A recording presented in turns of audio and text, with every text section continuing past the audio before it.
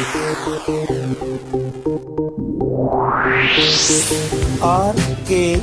स्वागत है दोस्तों आपका एक बार फिर से हमारे YouTube चैनल RKB कैंफी वीडियोस में।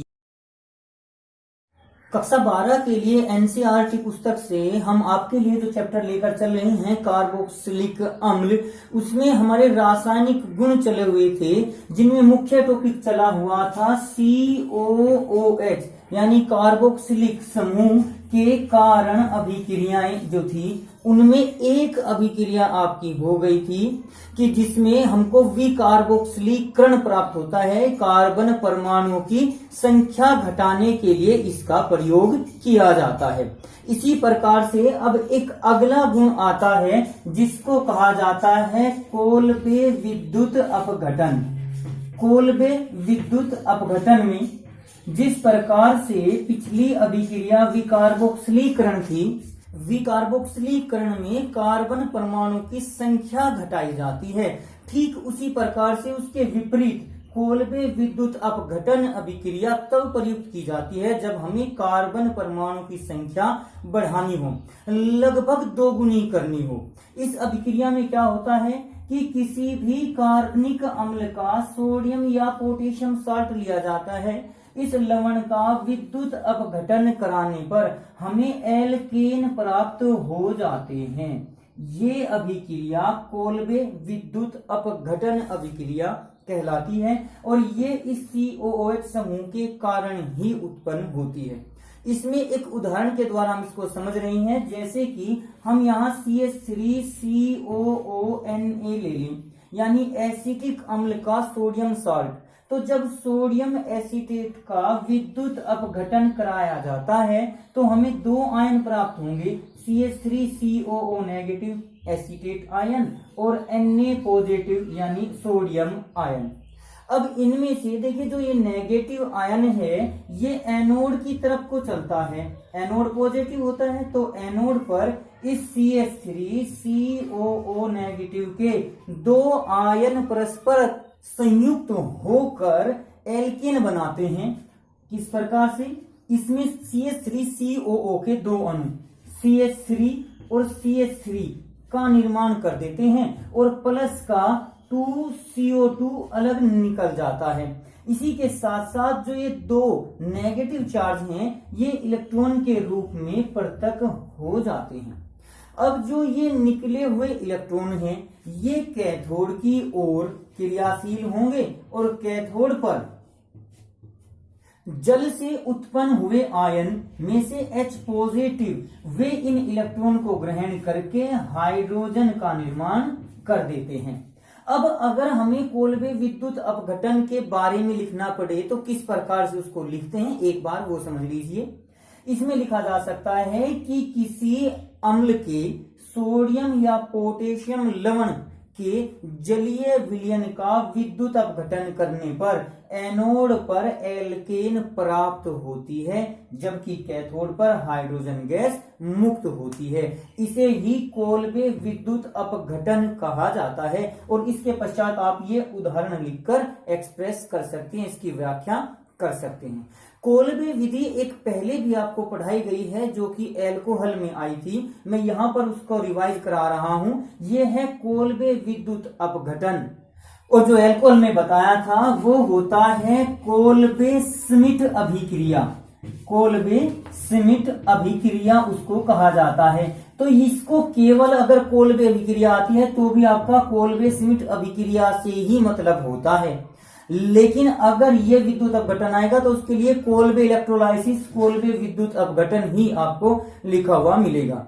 तो इस कोल्बे श्मिट अभिक्रिया में क्या होता है, इसमें देखिए जो सोडियम फिनोक्साइड होता है ONA के साथ बेंजीन रिंग सोडियम फिनोक्साइड, ये रिएक्शन करके CO2 के साथ एक योगात्मक यौगिक बना देता है फिनाइल सोडियम कार्बोनेट OCOO का निर्माण कर देता है, जो रीअरेंजमेंट के द्वारा, पुनर्विन्यास के द्वारा C6H5OH और COONA का निर्माण कर देता है। अगर इसका जल अपघटन कर दिया जाए तो जल अपघटन करने पर हमें C6H4 OH और COOH सैलिसिलिक अम्ल प्राप्त होता है और तो हाइड्रोक्सी बेंजोइक अम्ल प्राप्त हो जाता है। ये अभिक्रिया कोल्बे श्मिट अभिक्रिया या केवल कोल्बे अभिक्रिया है, लेकिन कोल्बे विद्युत अपघटन में किसी अम्ल के लवण का जलीय विलयन का विद्युत अपघटन करके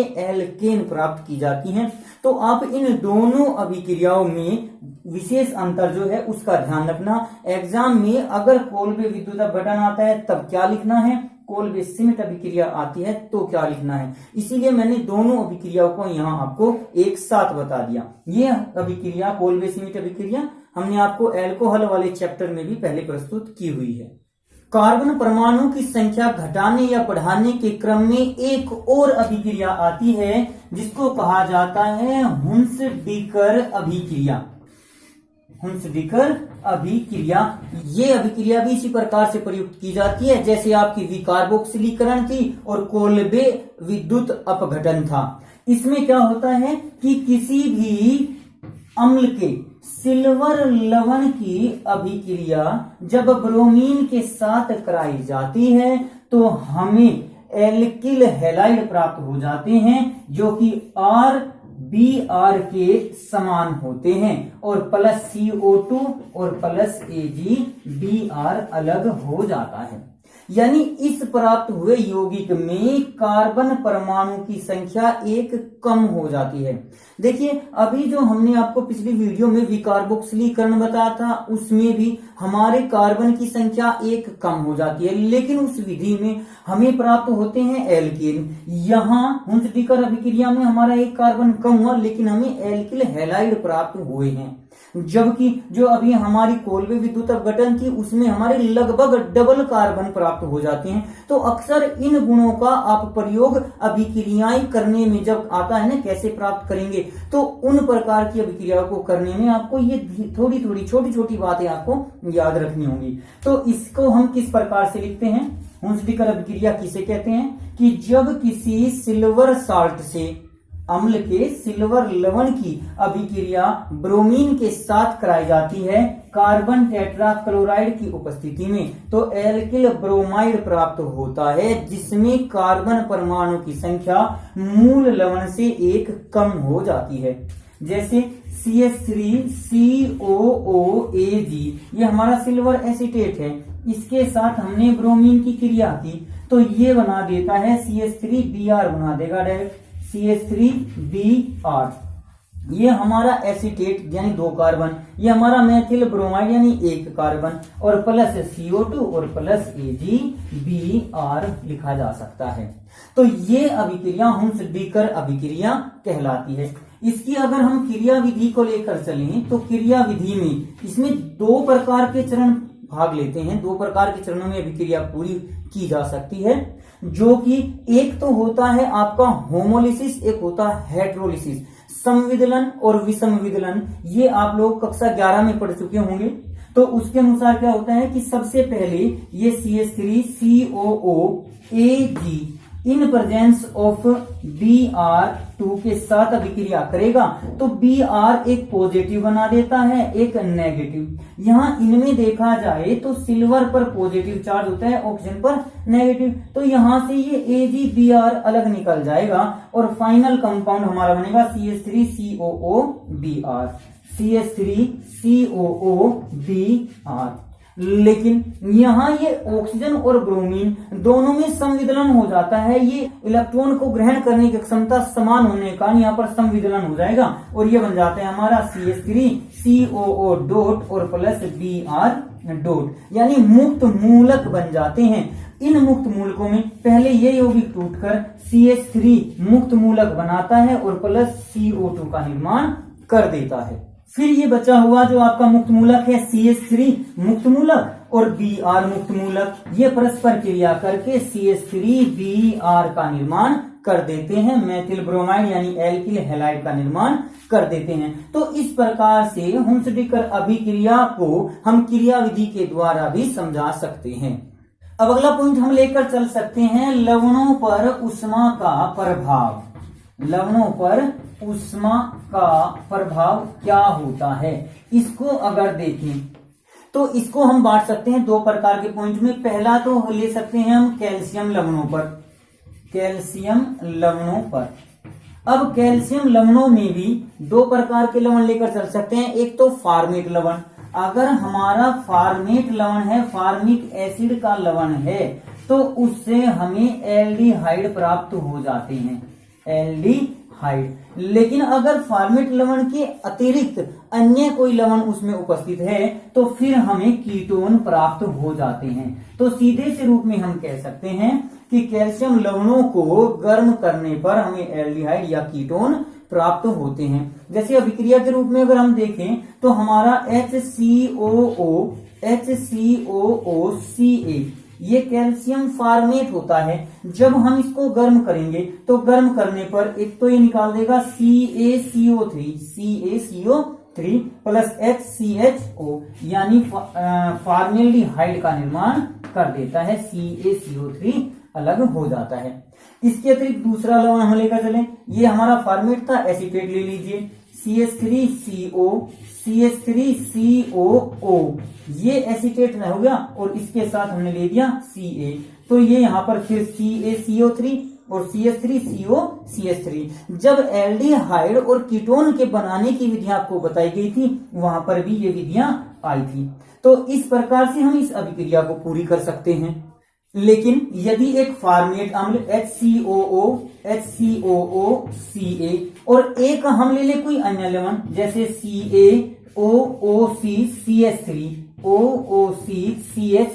यानी हमने फार्मेट भी ले दिया और उच्च अम्ल का लवण एसीटेट भी ले दिया, तो इस अवस्था में हमें क्या प्राप्त होगा? देखिए, जहां भी हमने ये अम्ल यूज किया आपका फार्मेट, तो इस फार्मेट लवण के द्वारा हमें ऑलवेज एल्डिहाइड प्राप्त होंगे। तो यहां पर ये आपका CaCO3 इस प्रकार से निकाल दीजिए और CaCO3 को यहां निकाल दीजिए, CH3CHO ये बन जाएगा और CH3CHO ये बन जाएगा, यानी 2CH3CHO हमें प्राप्त हो जाते हैं। अच्छा, अब एक बात है, देखिए जब हम इन अम्लों की वाष्प को गर्म करेंगे तो वाष्प में हमें ये तो पता नहीं होता कि कौन से फार्मेट अम्ल की है, फार्मेट लवण की है, कौन सी हमारी एसीटेट लवण की है। तो अक्सर हमें मिक्सचर प्राप्त होता है कि फार्मेट लवण की वाष्प फार्मेट लवण के साथ क्रिया करके HCHO बना देंगी, ये फार्मेट लवण इस एसीटेट लवण के साथ क्रिया करके एसिटेल्डिहाइड बना देंगी, और इसी के साथ साथ ये एसीटेट लवण इसी एसीटेट लवण के साथ क्रिया करके CH3COCH3 का निर्माण कर देते हैं। तो स्पेशली जब दो प्रकार के अलग अलग प्रकार के लवणों की वाष्प प्रयुक्त की जाती है तो हमें यौगिकों का मिश्रण प्राप्त होगा। अगर ये अकेला ले लें कैल्शियम फार्मेट तो केवल हमें फॉर्मेल्डिहाइड प्राप्त होगा, अकेला हम ये एसीटेट लवण ले लेंगे तो हमें केवल एसीटोन प्राप्त होगा, लेकिन मिश्रण में हमारे ये यौगिक भी प्राप्त हो जाता है। वैसे जब भी मिश्रण प्रयुक्त करते हैं तो एक अतिरिक्त यौगिक जो बनता है, अलग से यौगिक बनता है, उसी के निर्माण के लिए हम इस विधि का प्रयोग करते हैं। तो ये तो था आपका कैल्शियम लवणों पर। इसी प्रकार से अमोनियम लवणों से भी इसका प्रभाव हम देख सकते हैं। अगर अमोनियम लवण को गर्म करते हैं, अमोनियम लवण ये RCOONH4 जिसमें अमोनियम समूह NH4 हो, तो इसको गर्म करने पर हमारा एक H2O निकल जाता है जिससे हमें RCONH2 प्राप्त हो जाता है, जो कि आपका एमाइड कहलाता है। लेकिन इन एमाइड को भी अगर हम किसी निर्जलीकारक जैसे P2O5 की उपस्थिति में अगर इसको भी गर्म कर दें तो इसको गर्म करने पर फिर से हमारा जल का एक अणु निकल जाता है, H2O निकल जाएगा और हमारे RCN प्राप्त हो जाते हैं, एल्किल साइनाइड प्राप्त हो जाते हैं। ये जब हमने बनाने की विधियां बताई थी तब एक बात और आपको बताई थी, वैसे तो ये विक्रिया यहीं समाप्त हो गई, लेकिन इससे आगे की हम थोड़ी सी एक्स्ट्रा बता रहे हैं कि अगर इसका जल गठन कर दिया जाए तो फिर हमें RCOOH प्राप्त हो जाते हैं। इस पर अमोनिया की क्रिया से दोबारा से हम इस लवण को प्राप्त कर सकते हैं। तो इस आधार पर देखा जा सकता है कि अमोनियम लवणों से हमें एमाइड और एमाइड से फिर हमें साइनाइड यौगिक प्राप्त हो जाते हैं, और साइनाइड से अम्ल किस प्रकार से प्राप्त होते हैं ये हमने आपको बनाने की वीडियो में भी बताया हुआ है। तो आप यहाँ R के स्थान पर अलग अलग समूह जैसे CH3 है, C2H5 है।